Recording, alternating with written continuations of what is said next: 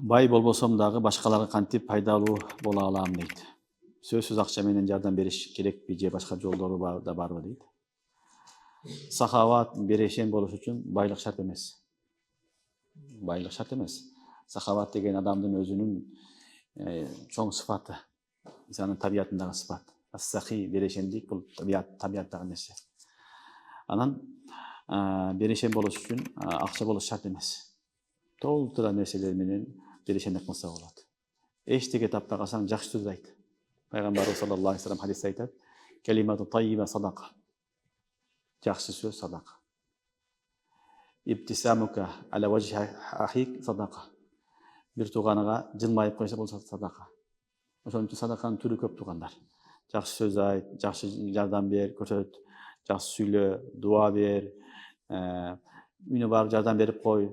Кыскасы акчага гана тиешелүү маселе эмес, жардам бере турган жолдор аябай көп. Колуңдан келгенче сен жардам берсең боло берет. Бир гана акчалай болуш шарт эмес, зарыл эмес. Түшүнүңөрбү?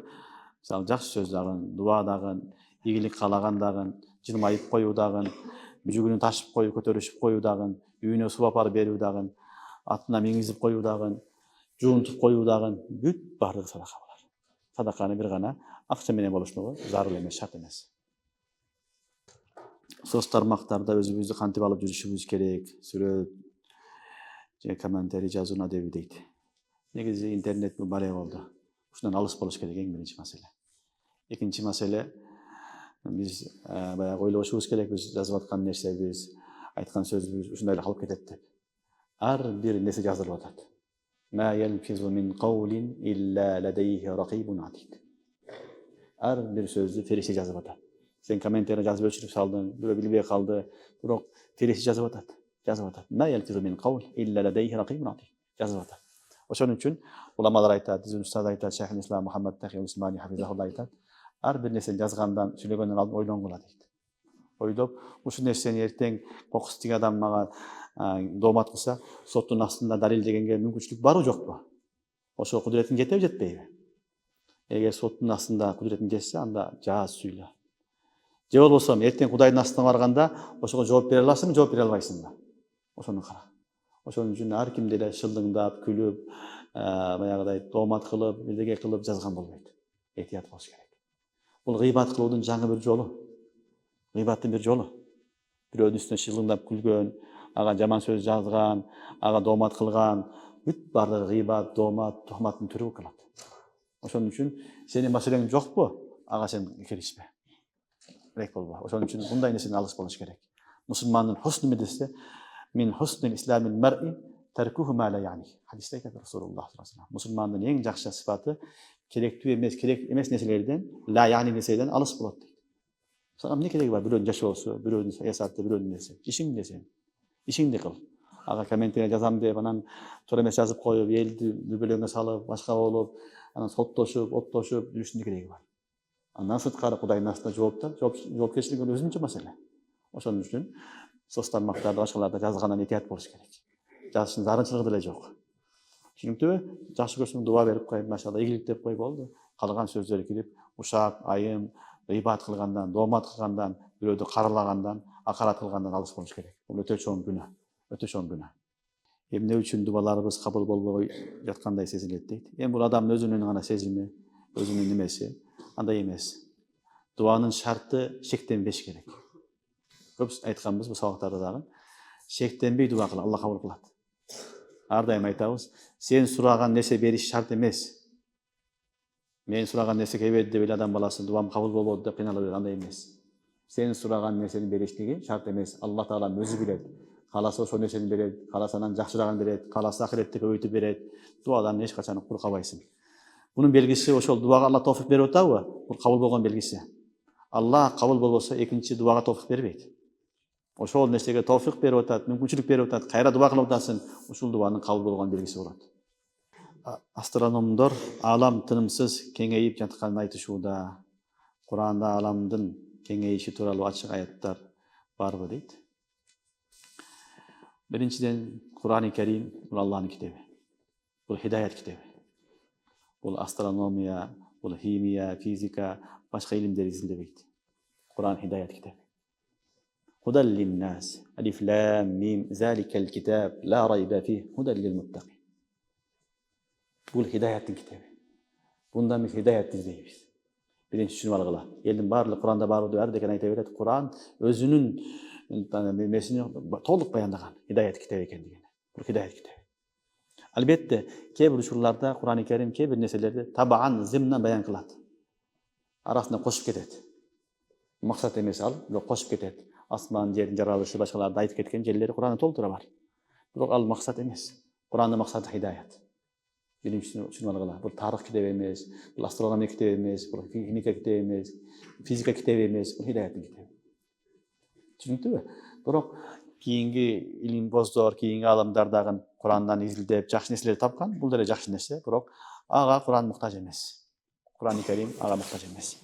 Ешқашан біз астрономияның негізінде Құранды өзгертіп бере албаймыз. Құран-ы Кәрим бұл қат'i субут, қат'i далала. Бұл қат'i далил, яқини. Астрономия, азырғы илимдер бұлар қат'i емес. Бұлар тәжрибаның негізінде. Кейбірлер вахым ақиқаты жоқ. Түсініңіз бе? Вахым менен, тәжриба менен яқинден айырмасы бар да. Айырмасы бар. Бірінші мәселе. Ошон үчүн Құран-ы Кәримде көз салыштырған болбойт. Құран-ы Кәримде Алла субханала тағала негізінен басым жасап айтқан нәрсесі ал хидаят кітабы, хидаят. Екіншісі, бүгінгі күнде ошол окумуштуулар изилдеп, асмандын, жерди кеңейгенди, бул өсүп баратканын айтып атат, айта берсин. Бул эми адамдын өзүнүн ачылышына жараша, өзүнүн илимине жараша, мурда көрбөгөн эми көрүп атат. Ошолдой эмелер, аспаптар жетишти, ошол менен көрүп билип өскөнү көрүп атат, биле берсин. Бирок буну менен биз эмнени билебиз? Алланын кудуретин гана билебиз. Алланын кудуретин билебиз. Себеби куллун фи фалакин ясбахун Куранда айтат. Куллун фи фалак ясбахун, ар бири өз огунда сүзүп баратат деген. Жер шарыбыз, күн, ай, башка планеталардын бардыгы сүзүп баратат. Алла баратат, ушуну айтып атат, сүзүп баратат деп айтып атат бардыгы. Сүзүп баратат. Куранда айткан. Бул Алланын чексиздиги кудуретине. Алланын чексиз кудуреттиги. Анан Алла Таалага бул бизге эчтеке эмес, биз үчүн чоң нерсе болгон менен Алланын астында бул эчтеке эмес туугандар. Себеби хадистерде келет. 7 кабат асман, 7 кабат жердин бүт бардыгы ошол ичиндеги миллиондогон планеталар менен чогуу арштын астында, Алланын арштын астында бар го. Бул баягы чоң чөлдөгү бир кичинекей жүзүк сыяктуу деген. 7 кабат жерибиз, асман кошулуп, бүт бардыгы кошкондо биз ошол эсибиз ооп таң калып аткан нерсе арш деген махлугу бар Алланын, курси деген махлугу бар. Ошо курсинин астында чоң некен чөлдүн арасындагы бир жүзүк сыяктуу деген. Ошон үчүн адамдын акылы албайт. Өсүп аткан болсо өсүп аткан болушу мүмкүн, өсө берсин. Бирок Алла субханала таала айткан куллун фи фалак ясбахун. Биринчи аят. Экинчи бир аятта Алла субханала таала айтат: "Вас-самаа банайнаха биайдин ва инна ламусиун." Вас-самаа банайнаха биайд. Биз асманды өз кудуретибиз менен жараттык. Ва инна ламусиун. Албетте аны биз кеңейтебиз деген аят. Кеңейтебиз деген аяттан бирок уламалардын бири дагы эски муфассириндердин бири дагы муну кеңейтип баратат, күндөн күнгө кеңейип атат деген маанада айткан эмес. Өз кудурети менен жараттык, ушуну жараттык, бул ушундай кең тала деген сөз. Ошон үчүн кең тала, жаткан кеңдик, боштук, ошон үчүн ар бир нерсе эмне болуп атат, күндөн күнгө өсүп баратат, аягына жетпейт. Кыяматка чейин учуп жүрө берет. Анын акыйкатын бир гана Алла билет, Алладан башка эч ким бере албайт. Түшүнүктүбү? Ошон үчүн айткан сөздөрү Куранга каршы деле эмес, бирок Куран ага муктаж эмес. Ансы деле Куранда Алла субханала таала негизинен асман жердин өтө кенен чоң махлук экендигин баяндаган.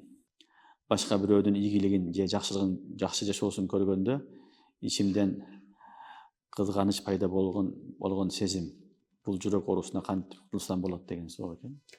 Бул жакшы суроо экен. Буну хасад деп айтылат. Хасад деген көрө албастык, ич тардык, көрө албастык, бирөөнүн нематына ич тардык, бул хасад эң жаман оору.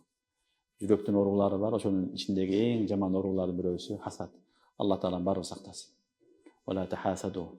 Хадисте айтат пайгамбар саллаллаху алейхи вассалам, хасад кылбагыла деген. Хасад эмне дегени? Хасад деген завалу ни'матул гайр. Башканын жакшылыгынын жоголуп кетсин деп тилешлик. Мага да болбосун, тиги да болбосун дейт. Бул неге мындай болуп кетти, байып кетти, неге мындай жетишип кетти, ийгиликтүү болуп кетти. Ошо неаматты көрө албайт дагы, анда эмнеге болот? Мага да кереги жок, ага да кереги жок. ушуну завал ниъматул гайр, ушуну хасад деп айтылат. Түшүнүктүбү? Экинчи сүрөтү бар гыпта. Гыпта деген арзу кылышлык. Менде ушундай болсо да арзу кылат. Бул жайыз. Менде ушундай болоюн, ийгиликке жетишейин, жакшы адам болоюн, берешен болоюн, алым болоюн, кары болоюн, башка болоюн ниет кылат. Бул жайыз. Гыпта жайыз. Гыптада бирөөнүн нематын жоголуп кетиши суралбайт. Ал эми хасадда жок болсун дейт. Түшүндүңөрбү? Бул хасад чоң күнөө харам. Харам. Куранда Алла Таала айткан муну, пайгамбарыбыз саллаллаху алейхи вассалам хадистерде айткан, буну жоготуш керек. Эгерде ошондой сезим пайда болбосо, ички жүрөктө көрө албай, аны жаман көрүп, ишиңди таарлык кылбасаң, күйүп атсаң, андай учурларда эң жакшысы биринчи аткан амал, биринчи тилинен болсо дагы машалла деш керек. Машалла деген сөз ушул иншалла сага шифа болот. Машалла, машалла десең, ошо хасад акырын жоголо баштайт. Бирөөдүн ийгилигин көрдүң, жакшылыгын көрдүң, баракалла, машалла, машалла, машалла деди. Хасад кылган адам машалла дей албайт. Машалла деген сөзгө дагы эркерээк. Күйүп аткан адам айта албайт аны.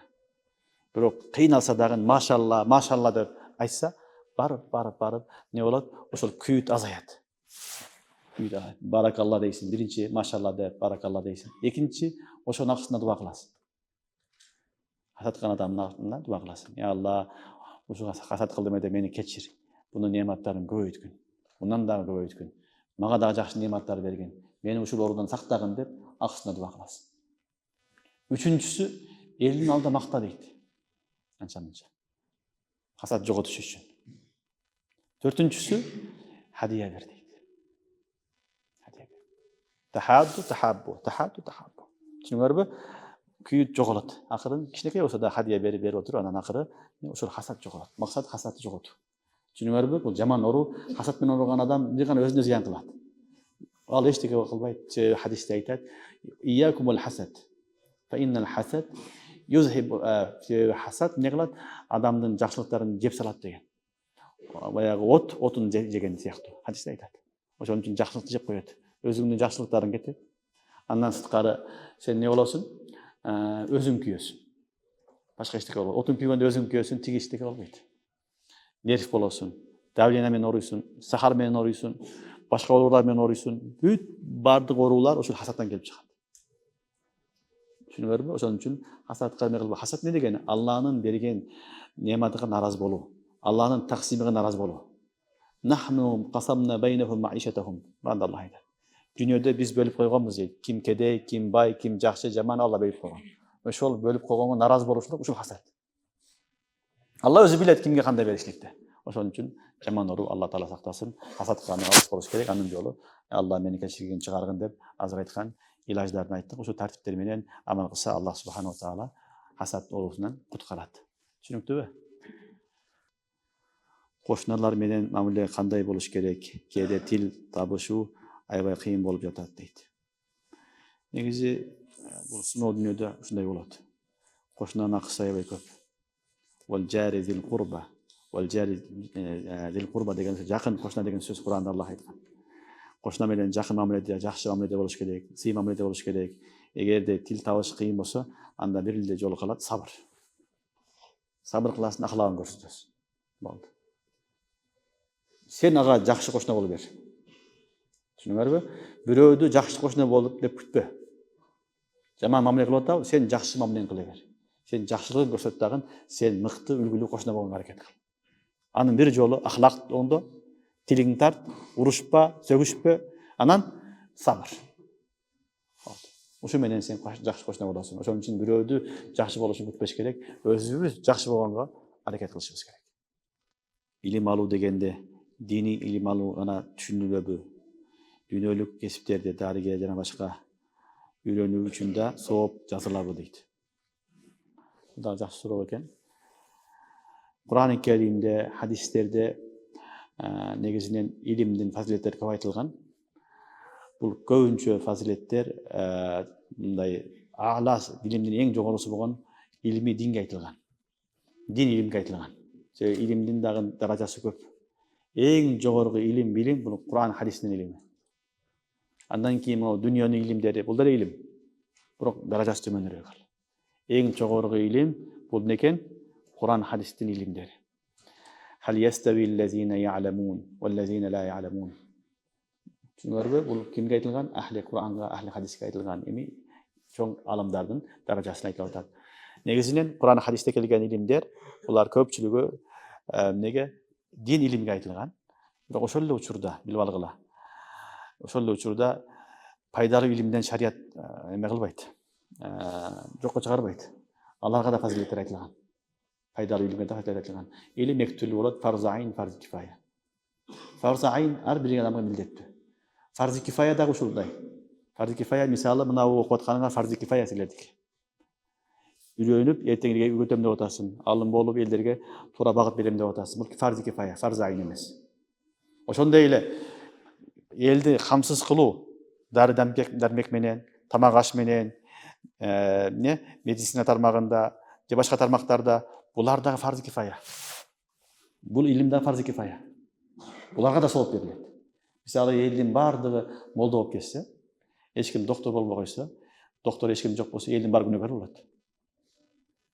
Себеби элди карап, элди дарылай турган дарыгер керек. Хирург керек, башкасы керек, баары керек. Элдин баары кырылып калса, өлүп кетип калса, эч ким доктор болсо күнөөкөр болот. Элдин баардыгы ачка болуп, бирөө бизнесмендер табак алып келбей койсо, нан, пан, ун, пун, эл күнөөкөр болот. Элдин арасында бирөө чыгып, фарз кифая ада кылыш керек. Элге ошол ун менен, күрүч менен, будай менен камсыз кылыш керек. Ошон үчүн фарз айн бар, фарз кифая илимдери бар. Түшүнүңөрбү? Албетте, фарз айн эмес, фарз кифая илимдеринде адам баласы ошол нерсени багытта окуган болсо, инженер болду, доктор болду, мугалим болду, башка болду, сооп алабы деген маселе турат бул жерде. Сооп алат. Качан? Ниет болсо. Ниети болсо.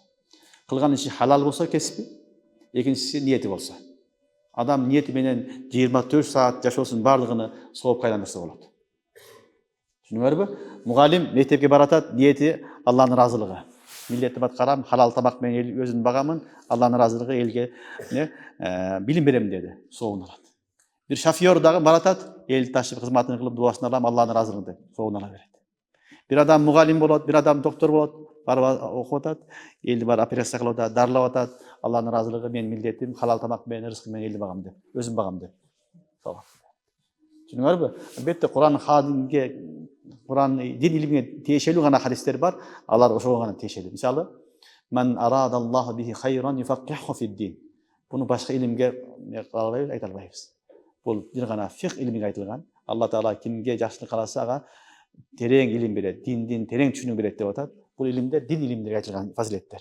Андан башка фазилеттер, алар башка илимдерге айтыла берет. Шарият аларга каршы эмес. Маселе не болуш керек? Халал тармакта болсун, халал иш болсун, жана ниет болуш керек. Ниет Алланын ыраазылыгы. Ошондо сооп ала берет.